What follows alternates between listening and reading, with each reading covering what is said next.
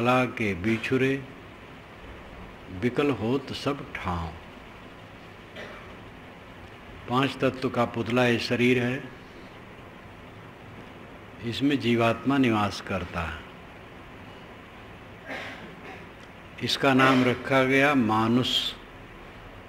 मानुष धरिया नाव, मनुष्य। मानुष का अर्थ होता है मनुष्य संबंधी, लेकिन अपभ्रंश में मानुष कहा जाता है। मानुष धरिया नाव, मनुष्य नाम धरा गया। लेकिन एक कला के बिछुरे विकल होत सब ठाव। एक कला के बिछुड़ने से सब जगह वो विकल हो रहा है। मनुष्य का अर्थ है जो मननशील हो। मुनि मननशील, मनुष्य मननशील। इसी में मनीषी शब्द कहा जाता है। जो मननशील है वो मनीषी है, विवेकवान है। मनुष्य तो नाम धरा, लेकिन मनुष्यता नहीं है। मनुष्यता है मननशीलता। एक कला के बिछुरे विकल होत सब ठाव। एक कला कौन कला है? कला गुण, विशेषता, वह है विवेक, परख। उसी के अभाव में सब जगह ये जीव दुखी होता है, बिलबिलाता है। भोजन पेट भर न मिले और दुख हो तो ये दुख सभी समझेंगे कि सार्थक है, अर्थयुक्त है।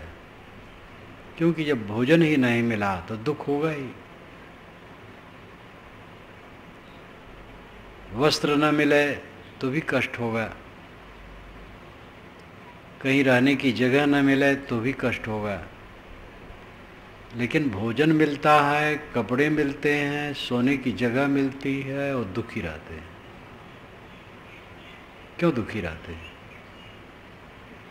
क्योंकि एक कला नहीं है। एक कला के बिछुरे विकल होत सब ठाव। एक कला विवेक कला, परख कला। परख की कला नहीं, विवेक की कला नहीं, इसलिए सब जगह दुखी है। समझदारी सही नहीं। गन्ने में जहाँ गांठ होती है वहाँ रस नहीं होता, जहाँ रस नहीं होता वहाँ गांठ होती है। हमारे जीवन में जहाँ दुख होता है वहाँ अविवेक होता है। लोग कहते कैसे न दुखी हूँ, धन की कमी है।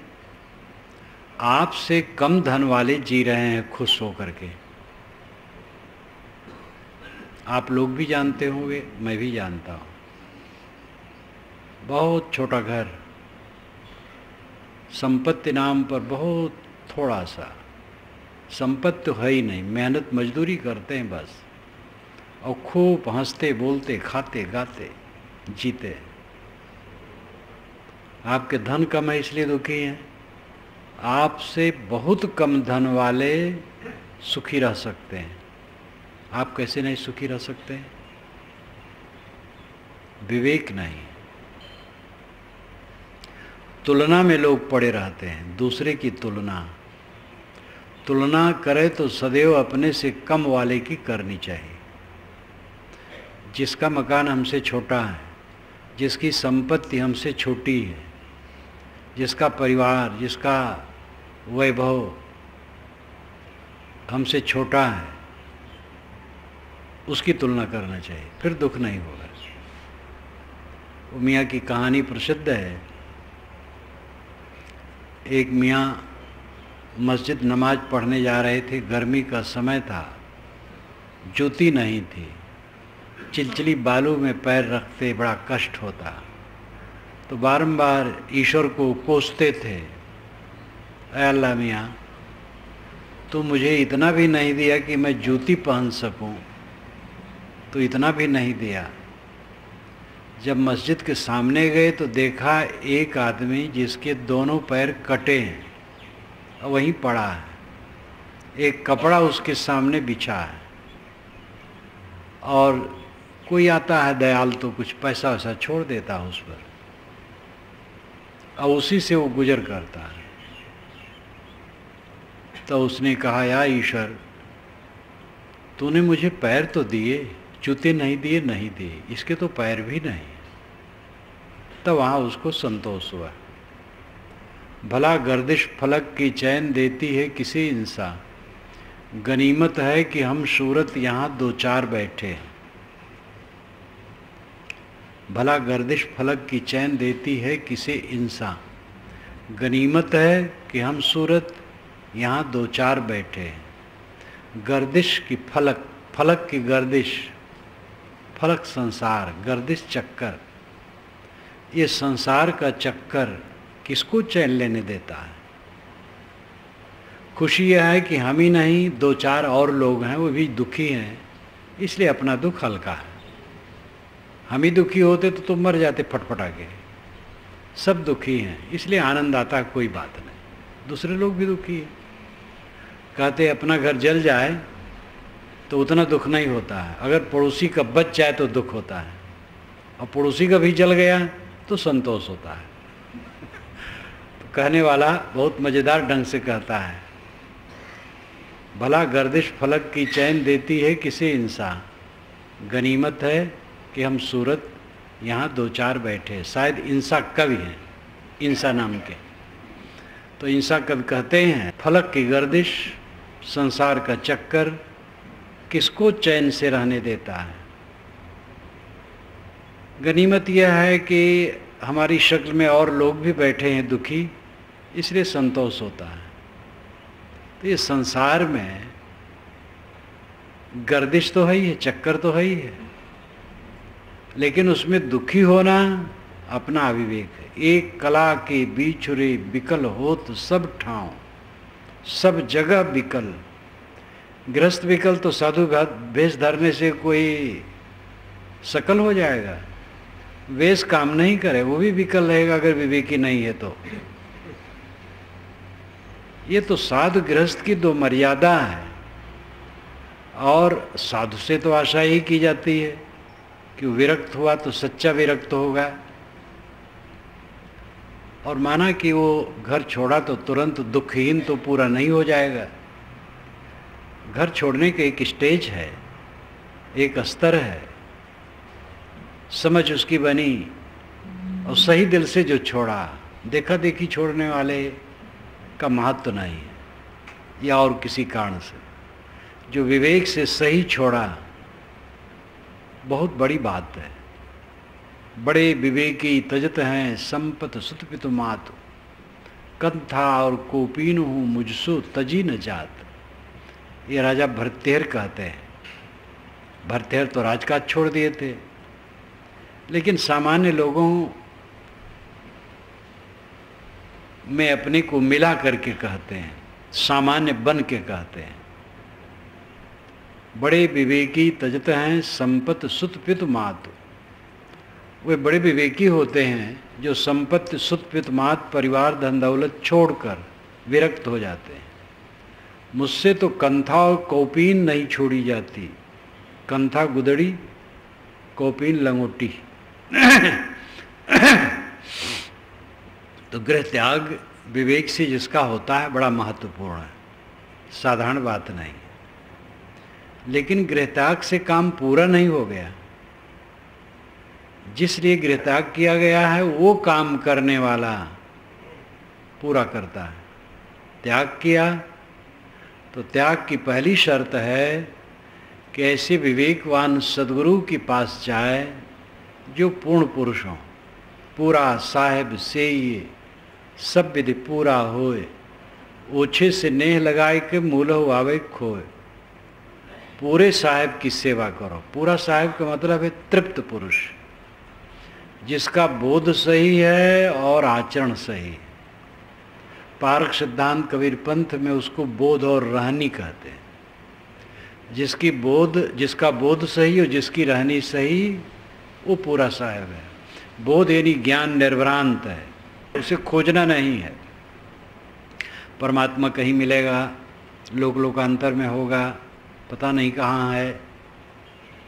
भगवान तो अदेख अलेख कहा जाता है, देखेंगे वो तो विषय ठहरेगा, तो उसका दर्शन क्या है समझ नहीं है। अच्छे साधक भटकते हैं। ऐसे मिलने वाले साधक मुझसे कहते हैं, साधु वेश में हैं, वेश बड़ा सुंदर है, चंदन माला वेश बहुत सुंदर, लेकिन कहते हैं भटक रहा हूँ। और उनको समझाया भी नहीं जा सकता है। कोई सामने कहते भटक रहा हूँ, तो इतने में कैसे समझाया जाए। वह उदार हो करके, विनम्र हो करके समझने के लिए बैठे तो समझाया भी जाए। तो अच्छे लोग हैं लेकिन बोध नहीं है, वो भटक रहे। बोध जिसको निर्भ्रांत हो, मिलना कुछ नहीं, बाहर से कुछ मिलना है ही नहीं। जो कुछ मिला है कबाड़ आज तक का, उसको फेंक देना। अस्वीकृत, कबीर की साधना अस्वीकृत। एक लेख मैंने बहुत पहले पढ़ा था, कबीर की साधना अस्वीकृत। क्या विषय रहा, किस ढंग से लिखा था याद भी नहीं, हेडिंग की याद है, लेकिन उसमें तो हम लोग जी रहे हैं। सन 50 में कबीर साहब की किरण मुझे मिली, तब से उसमें जी रहे हैं। तो अस्वीकृत का अर्थ करना अब कोई दुरूह नहीं। अस्वीकृत, सब कुछ की अस्वीकृत कल्याण है। ख्याल आते हैं आपको बेकार का, अस्वीकार दो, न सोचो। आपका अपमान किसी ने किया था, उसका ख्याल आया, न सोचो। ख्याल करोगे, वही याद करोगे देर तक, तो उद्वेगित भी हो सकते हो, उसके लिए मैल भी बना सकते हो, समय बर्बाद होगा, मन बर्बाद होगा। ख्याल आए न सोचो। न सोचना सरल है, लेकिन ये विवेक जगने पर हो, करते करते होगा। विवेक भी एक लागे नहीं जगता है, करते करते जगता है। आपने किसी का अपमान किया तो आप चाहते हैं, जब आपको ख्याल आया कि ऐसा नहीं करना चाहिए। हर आदमी में ब्रह्म बैठा है, अपनी गलती का एहसास होता है। जोश में किसी का अपमान किया, पीछे लगा, इस ढंग से नहीं कहना चाहिए। तो आप यही चाहते हैं जिसका मैंने अपमान किया वो चित्त से उतार दे, भूल जाए। तो आपके लिए भी किसी ने अगर अपमान किया है, वो भी यही चाहेगा कि आप भूल जाएं। और न भी चाहे, अगर वो हठी है, मूढ़ है, तो आपको उतार देना है। वैर से वैर शांत नहीं होता। तथागत बुद्ध ने कहा, वैर से वैर शांत नहीं होता, वैर अवैर से शांत होता है। अगर हम किसी के लिए अपने मन में बुराई भरेंगे तो हमें जलाएगी वो, उसका कोई नुकसान नहीं होगा, हमें जलाएगी। तो मन में गलत ख्याल आया, न सोचो, छोड़ दो। There is nothing neither good or bad, but thinking makes it so. There is nothing either good or bad, but thinking makes it so. कुछ अनुकूल प्रतिकूल नहीं है, सोचना ही उसको बनाता है। हमारे सोचने का तरीका ठीक हो जाए, हर जगह आनंद है। विकल होत सब ठाव, कारण है कि एक कला बिछुड़ गई है, परख कला, विवेक कला। सदैव विवेक में जियो। गलत जो दुख देने वाली याद है आवे, तुरंत छोड़ दो, बस कुछ तकलीफ नहीं होगी। और याद करते रहोगे तो मूलबद्ध हो जाएगी वो याद, अब आपको रुलाएगी। लिप्सा की वासना याद आई, तुरंत छोड़ दो। काम वासना, गृहस्थ को भी क्या हरदम काम का चिंतन करना चाहिए? नीत से देखा जाए तो संतान के लिए नर नारी का संयोग है। अधिकतम जानवर नरमादा गर्भाधारण के लिए संयोग करते हैं, बाकी नहीं। ये आदमी पागल है, महालंपट, जो अपने को निरंतर छीण करता है। काम वासना की याद आई, छोड़ दो, तुरंत छोड़ दो। मन में विकार आएगा, विकार में देर तक सोचोगे तो उत्तेजना भी आएगी। काम विकार आए तुरंत छोड़ दो, द्वेष आए तुरंत छोड़ दो, चिंता की बात आई तुरंत छोड़ दो। एक काम करो, यही अस्वीकार अस्वीकार अस्वीकार, बस बेड़ा पार, दुख होगा ही नहीं। दुख क्यों हो? दुख वाली बात याद मत करो, याद आए तो न याद करो, तुरंत छोड़ दो। एक कैसे कब शक्ति मिलेगी? इसी कमजोरी में शक्ति करते करते, कमजोरी में अभ्यास करते करते शक्ति बढ़ेगी। मुक्त जन्म मही जान, ज्ञान खानी अगहानी कर, जहाँ बस शंभु भवानी, सो काशी सेई कसना। ये गोस्वामी जी ने दोहा कहा है रामचरितमानस में। मुक्ति जन्म मही जानी, काशी मुक्ति का जन्म स्थान है। मुक्ति जन्म मही जानी, ज्ञान खानी अगहान कर, ये ज्ञान की खानी है काशी और पाप का नाशक है। जहाँ बस शंभु भवानी, शंभु और भवानी यहाँ बसते हैं। सो काशी से ही कसना, ऐसे काशी का सेवन क्यों न करो? काशी की तो इतनी महिमा गाए हैं। काशी अभिमुक्ति, आनंद, कानन, अनेक नाम दिया गया है। शिव काशी कैसी भई तुम्हारा जहूँ हो शिवलियो विचारी। इसके अर्थ में मैंने इसका खूब ऐतिहासिक खुलासा किया है। बीजक व्याख्या पढ़ो तो आप बहुत कुछ मानो पढ़ रहे हो। लेकिन मुक्ति जन्म मही जान, ज्ञान खानी अगहानी कर, मैं अपने ढंग से इसमें अर्थ लेता हूँ। मुक्ति जन्म मही जाने, माया ही समझो।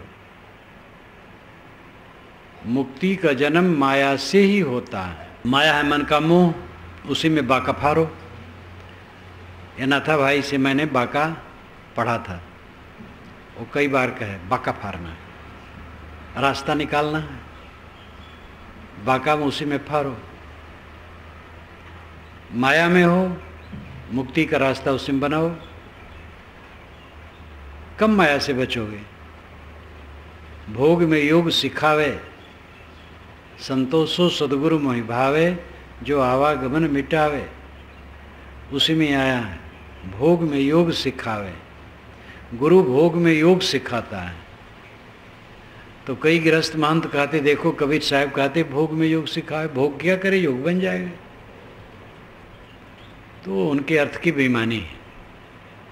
भोग में योग सिखावे करता है, भोगी जीव को योग सिखावे। योगी को क्या योग सिखाओगे? योगी तो योगी है ही है। जो भोगी जीव हैं, डूबे हैं माया मोह में, उनको योग सिखाता है गुरु। माया ही से मुक्ति का जन्म होता है। माया मोह भरे मन में विवेक जगाना है। अनपढ़ को ही पढ़ना है। पहले अध्यापक बताता क माने कबूतर, ख माने खरगोश, ग माने गणेश, घ माने घर, ङ माने कुछ नहीं। तो एक चित्र बना करके उसके आधार पर वर्णमाला परिचय कराता है। बच्चों की संवेदना शक्ति ज़्यादा होती है, चित्रों से वो समझते हैं और वही बच्चा आगे विद्वान हो जाता है। अविद्या में से ही विद्या निकालना है, बंधन में से ही मोक्ष निकालना है। माया ही से मुक्ति की डगर निकलती है। मुक्ति जन्म में ही जान, मुक्ति का जन्म माया ही से समझो। तो माया का मतलब है मन में माया मोह है। लेकिन बात समझ में आई। मैं पारक सिद्धांत को थोड़ा थोड़ा जानने लगा था, तो हमारे गुरुजी के श्रेष्ठ शिष्यों में एक थे गुरलगन साहब, जिनको मोटे साहब भी कहा जाता था। वे बड़े लहरी थे, ठीक से खाने लगें तो 1 महीना में मोटे हो जाएं। बस और कुछ नहीं, कोई घी दूध नहीं, बस रोटी दाल ही थोड़ा बढ़ा दें, बस 1 महीना में मोटे हो जाएं। पतला करना चाहे घटा दे, बस पतले हो जाएं। उनका शरीर ऐसा रहा है, गोरा गोरा दिव्य, खूब तगड़ा। और फिर पतला करना चाहे तो घटावें, तो गिन के रोटी खावें। पहले दाल में रोटी तोड़ के डाल दें, 1 कटोरा बड़ा रखें और खाएं, मोटे हो जाएं कुछ दिन में। घटाना चाहें तो 1-1 रोटी घटाएं, और फिर ऐसा खावें कि बस 2 रोटी, बस 15 दिन में घट जाए। एक बार बड़ारा आश्रम में कुएं के जगत पर लेट गए उताने और पेट पचाए, तो कहे देखो तो भैया अब पतला हो गया हूँ ना। बड़े मनोरंजनी रहे। तो वैसे सब नहीं कर सकते हैं, उनका शरीर ऐसा था। अपने में बल है, जिधर हैंडल घुमा दो गाड़ी उधर चली जाएगी। अपने को पतला कर दें, अपने को मोटा कर दें। तो वो मोटे साहब गुरलगन साहब, पहला परिचय हुआ। एक सज्जन यहाँ थे, मैं गया दर्शनार्थ। पारक सिद्धांत ठीक से नहीं जानता था तब, लेकिन समझने लगा था, श्रद्धा हो गई थी कि ये चीज़ बढ़िया है। तो उनसे व्यवहारिक प्रश्न किया, साहब विषय वासना का त्याग जरूरी है, लेकिन वो मीठी लगती है। तो उन्होंने कहा बेटा, बिच्छू को सब जानते हैं कि छुएंगे तो डंक मारेगी, कोई नहीं छूता है। इसी प्रकार जब जान लोगे तो बिल्कुल बचे रहोगे। ये प्रमाण उन्होंने दिया। पहली बार ये प्रमाण सुना। जो गलत चीज है उसको बिच्छू की तरह समझ लो, कैसे नहीं छूटेगा। कला है विवेक परख, वो कला गायब है, छिपी है वो कला। है तो कला सब में, परख विवेक सब के अंदर में है, लेकिन वो छिपी है, उसी को जगाना है। सब ठाव ये जीव विकल है। आप ये विश्वास करो, अगर पेट भर भोजन मिल जाए और तन ढकने कपड़े और सोने की जगह, इसके बाद अगर कोई दुखी है तो पाप से अपने दुखी, और कुछ नहीं। वो पाप है अविवेक। कितनी बहानेबाजी करो, अविवेक।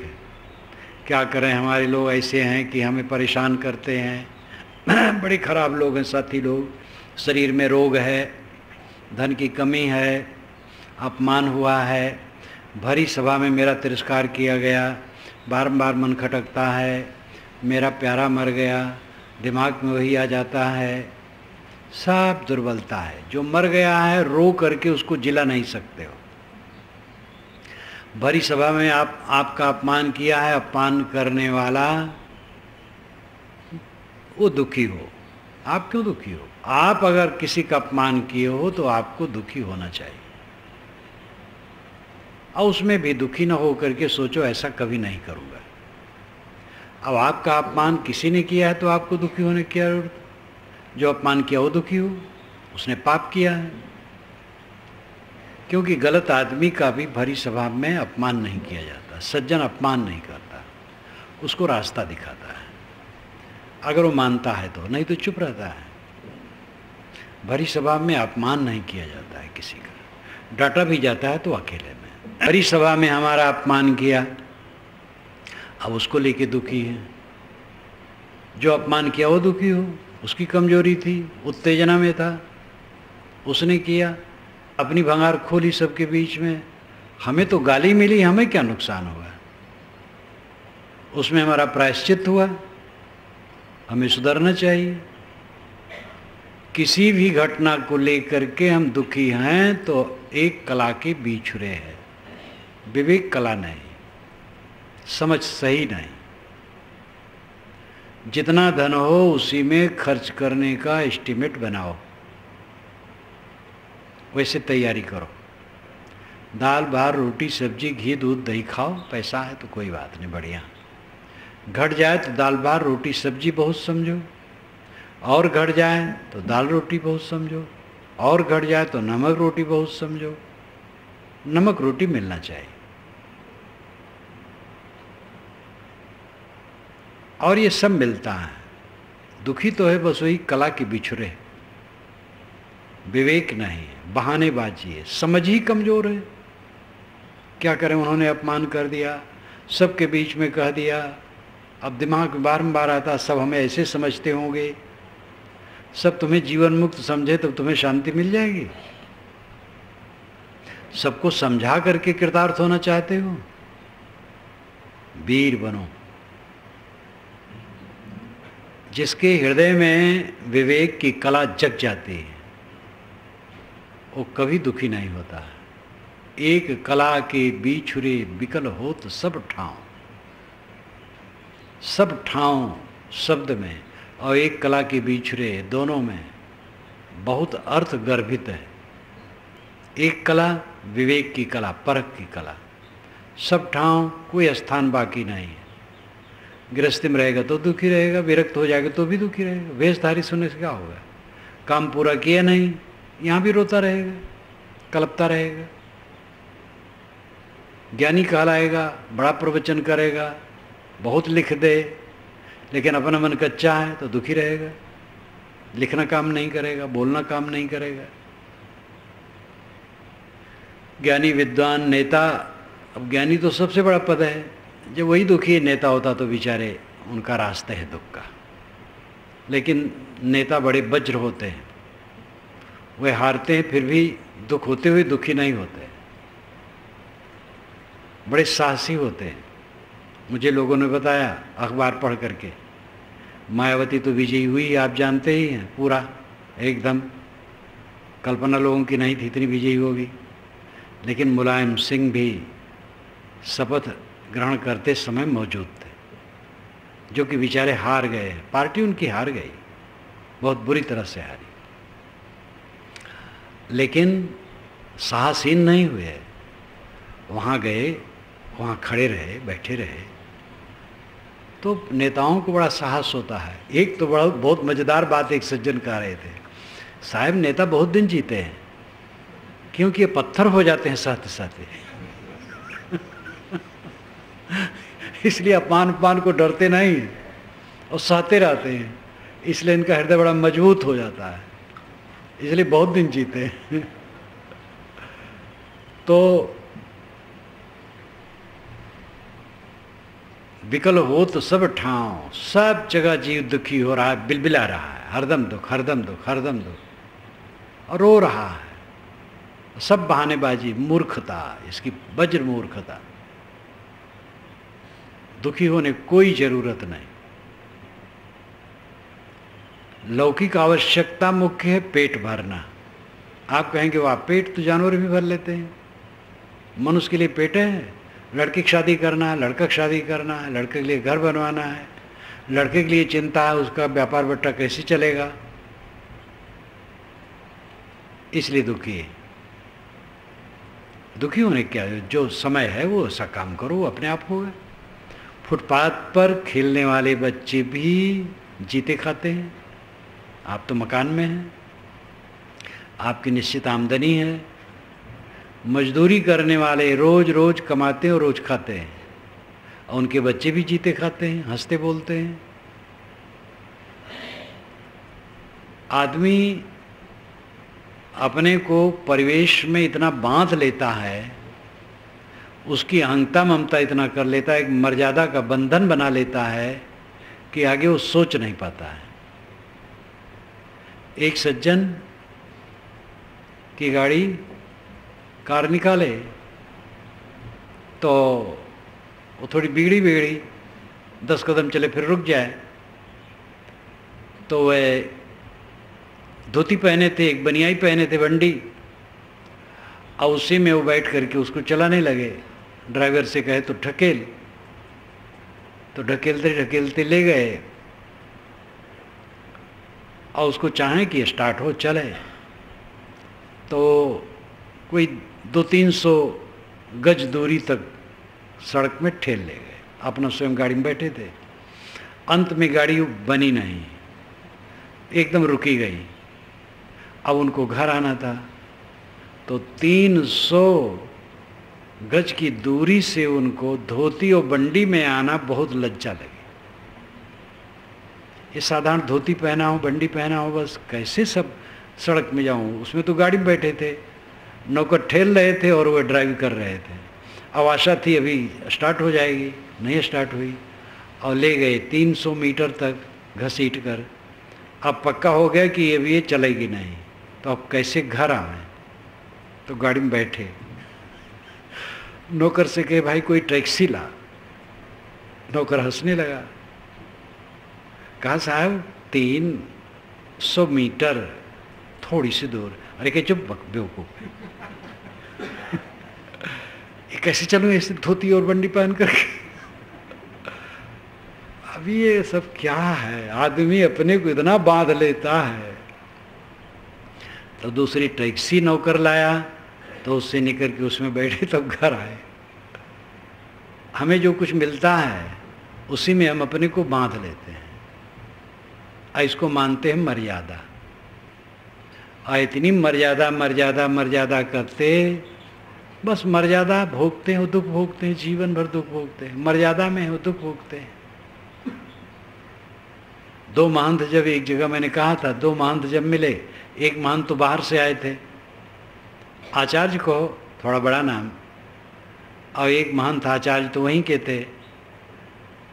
तो अब उनके अनुगामी कहे कि हमारे गुरुजी तो इतनी दूर से आए हैं, सैकड़ों किलोमीटर से, अब वे सीधे वहीं चलेंगे तो भाई ठीक नहीं है, वे भी चले। तो जो सुने तो महंत अपने आश्रम से निकल कर आए, तो गली में दोनों मिले, तो दोनों की नाक रह गई, बल्कि जो आए थे उनकी नाक रह गई। अब अगर सीधे उनके जगह पर पहुंच जाते तो उनकी नाक कट जाती। ऐसा है महंतों के चक्कर में। मैं पहली बार महंतों की लीला बड़ौदा में देखा था 73 में, उसके पहले नहीं जानता था। तो भोजन में जब बैठा तो ये हुआ कि दाहिने कौन बैठेगा, बाएं कौन बैठेगा। पाटला किनका एक सूत पतला है, ऊंचा कम है, और थाली किसकी पहले सामने आएगी। हमारा भंडारी थाली लेके आने लगा तो दूसरे महंत के साधक ने रुको रुको रुको रुको, तो वो अब तो जाने नहीं हमारा साधक, तो वो थाली लेके वो महंत को दे दिया, तब कहा आप ले जाओ। और ये सब भेद हम लोगों को पता ही नहीं कि थाली पहले आ जाए वो बड़ा है, दहने बैठे वो बड़ा है, जिनका पाटला एक सूत ऊंचा हो वो बड़ा है। ये नाटक पहली बार मैंने बड़ौदा में देखा सन 73 में। तो इसीलिए साहब ने कहा है भेष भुलाना कान। भेषधारी लोग मर्यादा में भूल गए, और केवल भेषधारी नहीं, सबकी दशा है। वो तो पहले मैं गृहस्थ का उदाहरण दिया, अब साधु का उदाहरण दिया। दोनों भटके हैं, साधु गृहस्थ। जो साधना में न चले, साधु गृहस्थ दोनों भटके हैं। राम रहस्य साहब ने बहुत बढ़िया कहा है, साधु गृहस्थ दोनों भटके हैं और दोनों के लिए गुरुपारक रास्ता है, और दोनों को साहब ने एक रास्ता दिखाया। क्या गृहस्थ, क्या विरक्त गृह रूप, चाहे गृहस्थ हो चाहे विरक्त हो, दोनों के लिए गुरुपारक रास्ता है। तो मर्यादा में हम अपने को बांधते चले जाते हैं और उसके ऊपर उठते ही नहीं हैं। लेकिन तब कुल की का लाज है जब लय धरा मसानी, कबीर देव ने साखी में कहा है। तब तुम्हारे कुल की और मर्यादा की क्या स्थिति रहेगी जब तुम्हारी लाश को शमशान में लोग लेटा देंगे। कौन सी मर्यादा रहेगी? किस मर्यादा में उलझे हो? सारी मर्यादा औपाधिक है। उपाधि, संबंध, विशेष अवस्था, जोड़। आत्मा से जो कुछ जुड़ता है सब उपाधि है, जोड़ है, नकली वेश है, छद्म वेश है। और उसमें अपने को इतना बांध लिया कि दुखी होने लगे। यही भ्रम है। जीवन भर आदमी भ्रम में जीता है। भरम बढ़ा त्यों लोक में, भरम बढ़ा सब ठाव, काहीं कबीर पुकार के तुम बस्यो भरम के गांव। भरम इतने नहीं, भूत प्रेत का भ्रम कट गया, बस भ्रम से ऊपर हो गए। भूत प्रेत का भ्रम भी कम नहीं है। अच्छे अच्छे विद्वान उसमें लटके हैं। भ्रम अनेक प्रकार के हैं, लेकिन भ्रम के पर्दे पर पर्दे हैं। सारे भ्रमों के पर्दे को जो फाड़ देता है वो ऊपर उठता है। आदमी जीवन भर भ्रम में जीता है। शरीर में नहीं हूं। 5 कोषों का वर्णन ये बहुत पुराना है। पारख सिद्धांत में भी इसका विश्लेषण किया जाता। पुराने पारखी संत तो बहुत करते थे। पुराने ग्रंथों में तो 5 कोषों का कोष्टक भी दिया जाता था, त्रिज्या में भी है। अब इधर वो सब छोड़ दिया गया, सरल व्याख्यान दिया जाता है। लेकिन वो 5 कोषों का वर्णन बड़ा मार्मिक है। जैसे 5 डिब्बे के अंदर में एक हीरा रखा हो, क्रमशः छोटे डब्बे होते गए 5 डब्बे के अंदर, वैसे 5 कोषों 5 म्यानों के अंदर ये आत्मा रूपी हीरा है। ऊपर का कोष ये मिट्टी का लौंदा अन्नमय शरीर है, जो अन्न से निर्मित होता है, अन्न से जीता है, और अन्न न मिले तो मर जाता है। ये अन्नमय कोष एड़ी सी चोटी तक काया है। दूसरा कोष प्राणमय है, जो वायव्य अंश शरीर में है, हवा का अंश जितना शरीर में है वो प्राणमय कोष है। और तीसरा मनोमय कोष, स्मृतियों का जितना विस्तार है वो मनोमय कोष है। और चौथा विज्ञानमय कोष, ये बुद्धि का क्षेत्र है, जहाँ पर सारे ज्ञान विज्ञान का संग्रह है, वो बुद्धिमय कोष। और अंतिम आनंदमय कोष, अनुकूल प्राणी पदार्थों और परिस्थितियों के मिलने पर जो आनंद आता है वो आनंदमय कोष। विवेकवानों ने सदा बताया कि इन कोषों से आप अलग हैं। वेदांतियों ने भी कहा, पारखियों ने भी कहा, सभी ने कहा आप अन्नमय कोष स्थूल शरीर नहीं, आप प्राणमय नहीं, मनोमय नहीं है, विज्ञानमय बुद्धि कोष भी नहीं है, आनंदमय सुखानुभूति जो होती वो भी आप नहीं है।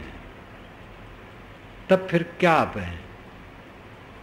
सामान्य आदमी तो घबरा जाएगा, फिर तो मैं कुछ नहीं हूं। लेकिन ये सब कुछ जो जानता है वो आप है। इनमें जोड़ जोड़ करके विकल होत सब ठाव, जोड़ जोड़ करके जीव सब जगह विकल होता है। देह की सूरत में विकल होता है।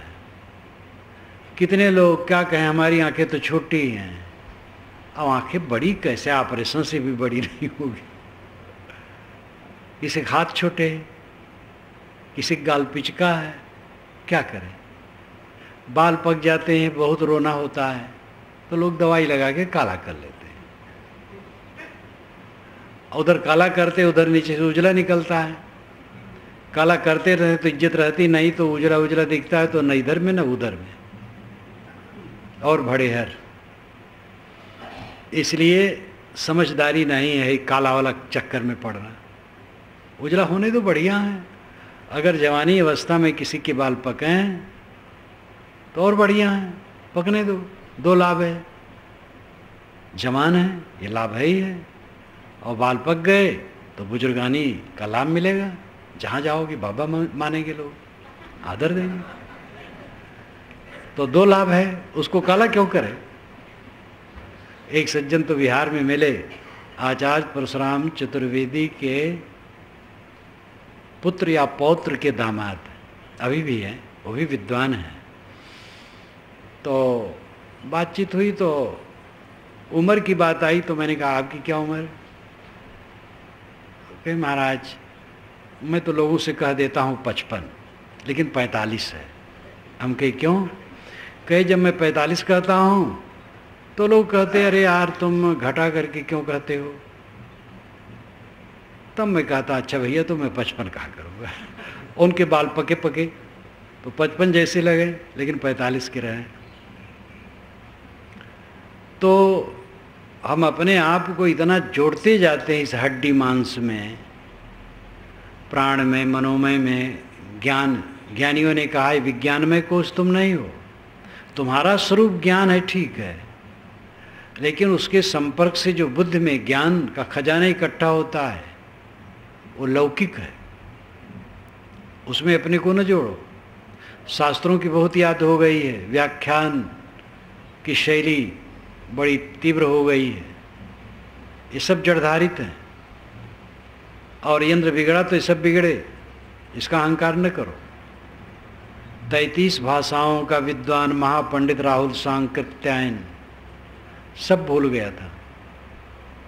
लोग कहते थे भिक्षु धर्म रक्षित, यहाँ काशी के सारनाथ के वो विद्वान थे, और वहाँ के बोधि सभा के अध्यक्ष और महाविद्यालय के प्रिंसिपल अच्छे विद्वान थे, उनकी पुस्तकें भी काफ़ी हैं, त्रिपिटकाचार्य कहलाते थे।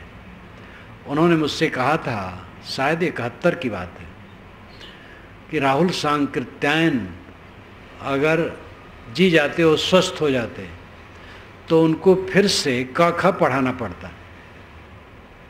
और 33 भाषाओं का ज्ञाता था, 150 पुस्तकें करीब करीब उसकी होंगी अनेक विधाओं पर। दर्शन दिग्दर्शन उसकी बड़ी पुस्तक है, जिसमें भारतीय दर्शन, यूनानी दर्शन, यूरोपीय दर्शन, इस्लामी दर्शन, इन सभी दर्शनों का वर्णन है। संस्कृत में जैसे धुरंधर, अरबी में वैसे धुरंधर, तिब्बती में वैसे, 33 भाषाओं का ज्ञाता, लेकिन लिखा उसने हिंदी में। संस्कृत उसकी बड़ी प्रौढ़ थी, लेकिन संस्कृत में समझा लिखूंगा तो लोग समझेंगे नहीं। उसको अंतिम में विस्मृत का रोग हो गया, सब भूल गया। इसलिए ज्ञानी कहते हैं विवेकवान कि ये शरीर का ऐश्वर्य, नाम रूप, गुणकर्म, स्वभाव सब तुम्हारा नहीं है। अपने को क्यों इसमें जोड़ते हो? जोड़ जोड़ करके दुखी होते हो। खुश रहो, सदैव मन को देखो, खोट कर्म से अपने को बचाओ। चोरी न करो, व्यभिचार न करो, हत्या न करो, झूठ न बोलो, कपट छल न करो, किसी को धोखा न दो, किसी का अपमान तिरस्कार न करो, मीठे वचन का प्रयोग करो। गलत लोग हैं उनको भी मीठे वचनों में रास्ता दिखाओ, नहीं मानते हैं तो अलग हो जाओ, अपने को न उलझाओ, विवेक से रहो। जीवन ऐसा जियो कि दुख न हो, यही मनुष्य की विशेषता है। लेकिन इसके लिए आदमी ये समझता है जब खूब धन का ठाट हो जाएगा तो दुख नहीं होगा, ये महाभ्रम। धनी को देखो, खुशी के कैद खाने में हुस्न की आग जलती है, ये निर्मल साहब की पंक्ति है। इस समय निर्मल साहब की वाणी का मैं मनन करता हूँ, जो मेरी प्रथम पुस्तक थी।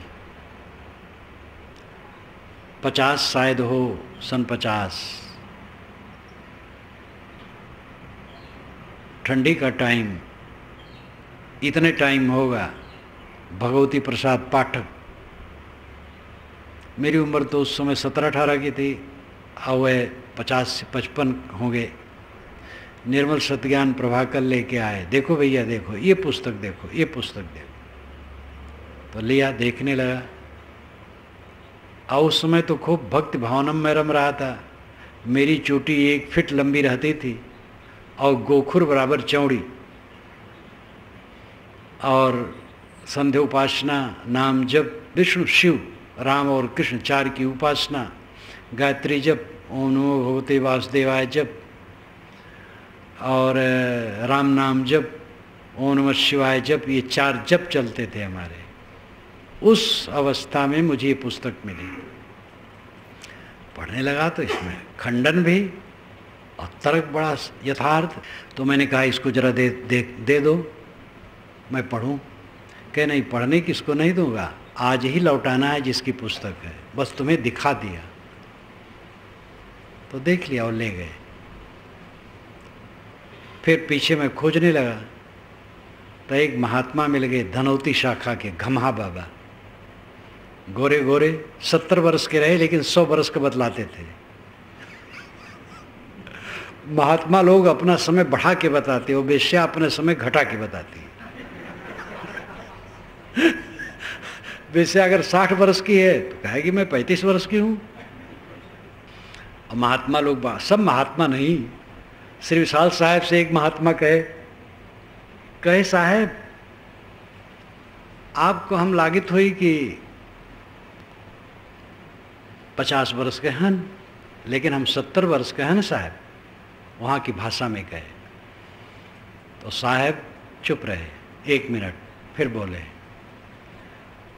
तो हिंदी में कहूँ, वह लखनवी भाषा में बोले लेकिन मैं हिंदी में कहूँ। उन्होंने कहा कि हाँ ऐसा होता है, और हम ही को तुम समझोगे कि 80 वर्ष के होंगे लेकिन हम 200 वर्ष के हैं। तो वो समझ गए हमारा उत्तर हो गया। उन्होंने व्यंग किया कि तुम अपना बढ़ा करके क्यों कहते हो। तो व्यंग में उन्होंने कहा, उस समय साहब 80 वर्ष के थे, तो कि तुम मुझे समझते होगे 80 वर्ष के हैं लेकिन हम 200 वर्ष के हैं। तो समझ गए कि साहब ने हमारे ऊपर व्यंग किया। तो बढ़ा के कहने क्या, तो घम्हा बाबा अपनी उम्र ज़्यादा बताते थे। वो मिले तो उनका अहंकार, ओह त्यागी रहे, त्यागी को अहंकार भी चाहिए। तो मैंने कहा साहब निर्मल साहब की पुस्तक, अरे कहीं निर्मल साहब तो हमारे साथ रहते थे, वे बच्चे थे, थोड़ी उम्र के थे, और मैं उनके लिए रोटी रखता था, और बड़े क्रांतिकारी थे। जहाँ पहुँचते थे वहाँ पर सब साधु भगत खुश हो जाते थे कि अब ज्ञान की बात सुनने को मिलेगी, और वो तो मेरे साथ रहे हैं। फिर वो पुस्तक निकाले और दिए, तो उनसे मैंने लिया। और पहली पुस्तक जो पढ़ा पारक सिद्धांत के, निर्मल सत्यज्ञान प्रभाकर, तब तर्जा। तो निर्मल सत्यज्ञान प्रभाकर मैं इस समय मनन करता हूँ। उसमें यह है, खुशी के कैद खाने में हुस्न की आग जलती है। एक पंक्ति कितनी विदग्धात्मक है, खुशी के कैद खाने में हुस्न की आग जलती है। लोग सांसारिकता की खुशी के कैद खाने में बंद हैं, और उसमें हुस्न की, हुस्न नाम सुंदरता, रमणीयता की आग जल रही है। जैसे पतंगे दीपक की ज्योति में कूद कूद करके जलते हैं, खुशी के कैद खाने में हुस्न की आग जलती है। अविवेकी जीव एक कला की बिछुरे बिकल होत सब ठाव। विवेक की कला नहीं, गलत याद मत करो, गलत चीज मत देखो, गलत बात मत सुनो, गलत बात मत बोलो, कभी कठोर न बोलो। दुश्मन से भी कठोर, दुश्मन कोई है नहीं। किसी ने हमारे विरोध के लिए अगर बीड़ा उठा लिया है तो उसका विचार है, उससे भी कठोर क्यों बोले। कठोर बोलने से तो अपना मन खराब होगा। कभी कट न बोलो, किसी का अपमान न करो, इंद्रियों को संभाल के रखो, गलत न सोचो, गलत न देखो, गलत न बोलो, सब समय सुखी। सोचने पर ध्यान दो, कोई गलत बात दिया है हटा दो, जिससे दुख उत्पन्न होने वाला हो, ऐसा कुछ भी स्मरण आए उसको छोड़ दो। और आपको ये शक्ति कैसे मिलेगी? करते करते मिलेगी। पहले तो नहीं मिलेगी, पहले लगेगा कि ये बड़ा मुश्किल है, क्योंकि जिसको आप छोड़ना चाहोगे वही बारंबार सामने आएगा, और आप हार जाओगे कि ये होगा नहीं। लेकिन मैं विश्वास दिलाता हूँ, उन रास्तों से होके मैं गुजरा हूँ और जो चाहिए उसका अनुभव करता हूँ। आप विश्वास करें, घबराएं ना, करते चलें, ऐसी शक्ति मिलेगी। कोई चीज़ याद होगी जो कि उचित नहीं है, तुरंत उसको आप छोड़ने की शक्ति रखोगे, शीतल रहोगे। गलत विचारों को याद न करना, उत्तेजना वाली बातों की याद न करना, ऐसी बात न सुनना, ऐसी बात न बोलना, ये शांति के लिए बहुत महौषधि है। ये विवेक की कला, परख की कला है। और इसकी शक्ति जब पूर्ण हो जाती है तब साधक दुखी नहीं होता, कभी नहीं दुखी होता। विकल हो तो सब ठाव, ये जीव सब ठाव दुखी है, लेकिन वो किसी जगह दुखी नहीं होता है। बड़ा से बड़ा अपमान पाने पर भी दुखी नहीं होता है,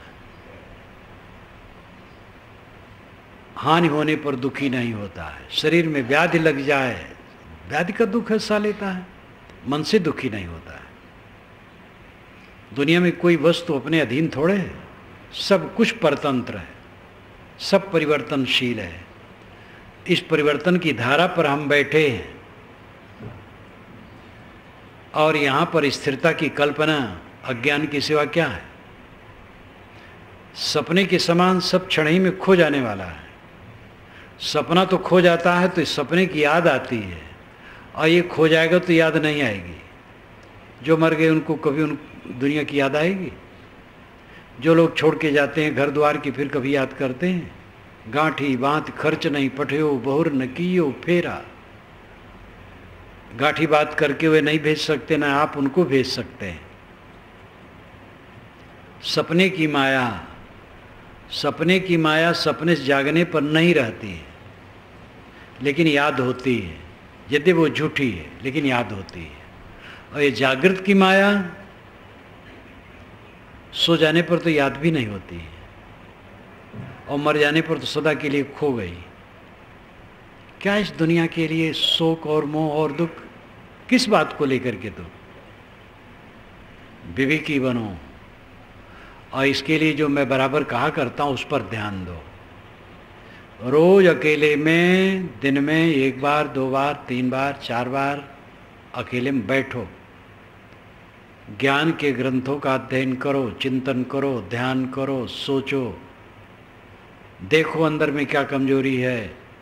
उस कमजोरी को दूर करने के लिए संवेदनशील हो करके तत्पर हो, और एक स्वर से काम करो। देखो थोड़ी देर में कितनी सुवस्था हो जाएगी।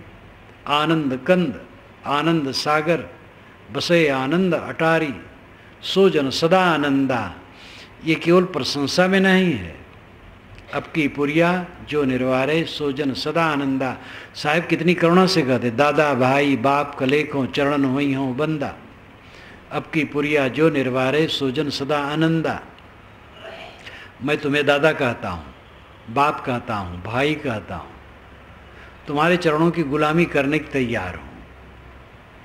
मेरी बात मान लो। अब की बार पुरिया अगर खोल दो तो सदा के लिए आनंदित हो जाओगे। कितना कथन बढ़िया है, शैली बढ़िया है, शब्द सरल हैं, और कितना उदात्त विचार है, कितना कोमल हृदय है सदगुरु का। शिष्य के लिए, साधकों के लिए कैसा सरल होके कहते हैं। पाखंडियों के सामने साहब कठोर कहते हैं। डॉक्टर हरिहर प्रसाद द्विवेदी ने कबीर पर जो लिखा है विदग्धात्मक लिखा है, उनकी भाषा विदग्धात्मक है। तो उन्होंने लिखा है कि पाखंडियों के सामने उग्र, भक्तों के सामने विनम्र, कुसुमादप कोमल, वज्रादप कठोर। फूल से भी कोमल, वज्र से भी कठोर कबीर का व्यक्तित्व था। खंडियों के सामने कठोर हो जाते थे, खूब फटकारते थे, और भक्तों साधकों के सामने विनम्र। कहें कबीर जो अब की बूझे सोई गुरु हम चेला। किसी ने कहा है? केवल कबीर ने कहा है। जो लोग मानते हैं कबीर तो अहंकारी थे, यही अहंकार है, अहंकारी नहीं थे। पाखंडियों को फटकारा है, एक सत्य को काट काट करके देखने वालों को फटकारा है, मिथ्या दम्भ फैला करके, चमत्कारी बात फैला करके दादागिरी करने वालों को फटकारा है। और वो बहुत विनम्र थे। कहीं कबीर जो अब की बूझे सोई गुरु हम चेला, अब की जो समझ ले वो गुरु है, मैं चेला बनने को तैयार हूँ। तो दादा भाई बाप करे को चरण नहीं हो बंदा, अब की पुरिया जो निर्वारे सोजन सदा आनंदा। अब की बार पुरिया का निर्वार कर दे, पुरिया पुड़िया गठरी, अब की बार गठरी खोल दे, गांठ खोल दे, सारी अहंता ममता को चूर्ण कर दे। नामे नास्मिना हम, ये सांख्य वचन है सांकारिका का। एवं तत्वाभ्यासान नास्मिना में नाहमित्य परशेषम अविपर्जयाद विशुद्धम केवलम उत्पद्यते ज्ञानम। एवं तत्वाभ्यासात, पहले स्वरूप ज्ञान की बात कही गई है, तो उसी को लेकर के ऋषि कहते हैं एवं इसी प्रकार तत्वाभ्यासात, आत्म तत्व के अभ्यास से नास्मि नामे ना हम अवस्था आ जाती है। मैं करता नहीं, मैं भोगता नहीं, मेरा भोक्तृत्व कर्तृत्व नहीं, मैं तो असंग आत्मा हूँ। एवं तत्वाभ्यासात नास्मि नामे ना हम इति परशेषम, तो अपरिशेषम, कुछ नहीं रह जाता है, सब बंधन खत्म। आत्म तत्व का अभ्यास हुआ, आत्मा बिल्कुल असंग है, मैं करता नहीं, भोगता नहीं, मेरा कर्तृत्व भोक्तृत्व नहीं, असंग शुद्ध चैतन्य। तो अपरिशेषम, पूरा का पूरा समाप्त, बंधन खत्म। एवं तत्वाभ्यासान नास्मि नामे नाहमित्य परशेषम अविपर्जयात विशुद्धम, अविपर्जयात, अविपर्जय होने से, विपर्जय नहीं रहा। विपर्जय है मैं देह हूँ, मैं साधु हूँ, मैं गृहस्थ हूँ, मैं विद्वान हूँ, अविद्वान हूँ, सुखी हूँ, दुखी हूँ, रागी हूँ, विरागी हूँ, ये सब विपर्जय है। मैं सब कुछ नहीं हूँ, शुद्ध चैतन्य मात्र हूँ। तो अविपर्जयात, अविपर्जय हो गया, विपर्जय नहीं रहा, सही हो गया, आत्मस्तित्व मात्र का बोध है, इसलिए विशुद्धम, विशुद्ध अवस्था आ गई। अविपर्जयात विशुद्धम केवलम उत्पद्यते ज्ञानम, केवल ज्ञान का उदय हो गया, अकेलेपन का बोध। आजकल में देह छूट जाएगी, अकेला हो जाएगा जीव, लेकिन वासना बस फिर नत्थी होके भटकेगा। ऐसा अकेले बनो इसी जीवन में, सदा अकेले अकेला, हर समय अकेला अपने को समझो, अंत की अवस्था को देखो। मृत्यु को जो देखता है वो अमृत को देखता है, जो मृत्यु को देखता है वो निर्भय हो जाता है। एक कला के बिछुरे बिकल होत सब ठाव, पांच तत्व का पुतला मानुष धरिया नाव। पांच तत्व का पुतला है शरीर, इसका नाम रखा गया मनुष्य। मनुष्य मननशील, लेकिन ये अभागा, एक कला के बिछुरे, विवेक कला नहीं, परख कला नहीं, इसलिए सब जगह रो रहा है, बिलबिला रहा है, ये इसकी हार है। कहीं भी अगर आप दुखी होते हैं तो हार गए, सब समय आनंद मग्न रहो। सो जन सदा आनंदा, विवेक पथ पर जो चलता है वो सदैव आनंदित रहता है।